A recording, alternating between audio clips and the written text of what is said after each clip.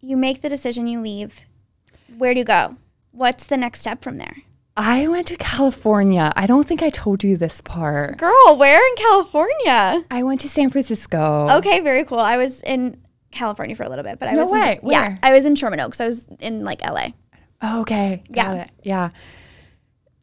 My gosh. So you took off and ran. Kind of. Kind of. With your tip money?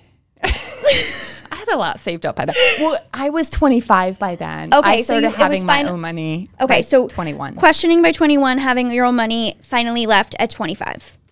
Yes. Okay, so you had saved a little bit. You moved to California.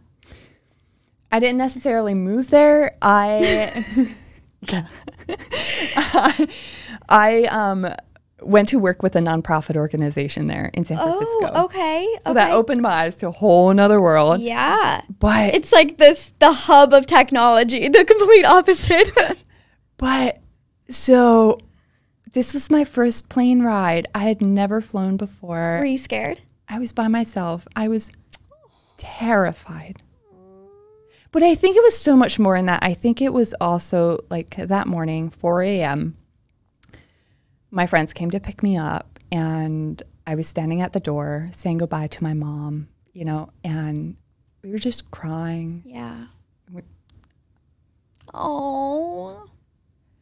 I can't imagine. I mean, because it is one of those things where it's you leaving is not a reflection of your feelings for her and how much you love and adore her. And that happens in life sometimes where we need to listen to that voice inside our head and our guts and do something for ourselves. And it's so incredibly challenging when you know it's going to hurt somebody else, but you can't live with regret and the coulda, shoulda, woulda, or the, you know, what would have happened if I did. You don't want to have that down the road. Yeah. And so it was a decision that you knew you needed to make. And I knew, standing at that door, I knew that I was saying goodbye to everything that I had ever known, you know, and that was the heartbreaking side of it. But then it was also like these emotions of like excitement and oh my gosh, what's gonna happen? Everything all at once. I've never been to San Francisco, but then it was like, but my heart is breaking for my mom. Oh, but I'm so excited. It was so much. In the back of your head is, if this doesn't work out, I can always go back.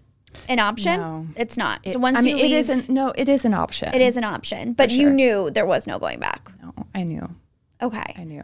Okay. So you got to San Francisco and you worked there for how long? For this? 6 months. 6 months. Mm-hmm. Okay. And in that meantime, we also flew to Italy and Greece, which opened my eyes to travel and you did a 180, girl. The world and just experiencing life to the fullest in a way that I never had before. That's incredible. And so at what point did photography come into play for you? There.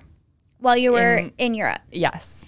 And I have to ask you, did you get into photography because it was something that you didn't really know much about and it always kind of interested you and, you know, kind of that like, if you can't have it, it makes you want it more type of thing? Or was it almost a fuck you to the Amish? Well, because they don't believe in pictures, right? Right. Yeah, there's no picture taking. Is it true that they believe like it takes their soul or something? Is that a thing? No. I remember going to an Amish thing for a field trip when I was little, and they had told us that we're not allowed to take pictures of them because they, you know, don't believe in it, and there's something about the camera taking their soul. But they may have just said that to me to scare me so that I really wouldn't take a picture of them. No, I think, you know. So it's just the technology piece. Tracy, there's a little bit, no, but now that I'm thinking about it, I think there's something, they back it up with like self-image, something, I don't even know. Interesting. But so there might be something to it, but that's not what I was taught growing up. Okay. But so what part of photography interested you? The minute I got my phone and started using camera, I fell in love with taking photos. Aww. And I think the other thing was just, you know, the fact that I wanted to remember what my dad looked like. I just wanted to go back to a photo, and I had no photos of him. So that also made me very passionate about like capturing moments. Now you're going to make me cry. That is Which is also why I got into wedding photography, you know, capturing the most important day of your life. And so that's kind of how it started, you know, how that passion started. I never thought of that. And Are then there it like went into pictures, travel. like paintings or drawings or something of him? Like, you don't have nothing. Nothing. Wow. And I started forgetting what he looked like. Memories started fading, especially soon after I left. And that sent me through a whole nother grieving process. And like, I just wanted to see him, you know. Wow. I feel like I need a minute, but that is really beautiful. And now I feel like a jerk for being like, was it fuck you to the Amish people? And you're like, no, I just wanted to remember what my dad looked like. I'm an asshole. I'm so sorry. That is so sweet. And that's a really beautiful reason to get into it. And it was almost, you know, you didn't have that for yourself. And so you wanted to make sure you were able to do that for other people.